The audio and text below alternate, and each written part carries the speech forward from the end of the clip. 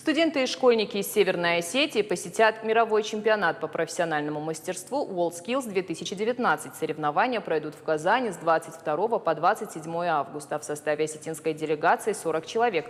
Из них 20 студентов и 20 школьников со всей республики. Поедут ребята в качестве гостей. На чемпионате школьники и студенты смогут познакомиться с творчеством молодых профессионалов со всего мира. Перед отъездом ребят пригласили в Министерство образования. Кураторы познакомили молодых людей с программой чемпионата. Эта поездка должна вдохновить ребят на участие в других соревнованиях WorldSkills.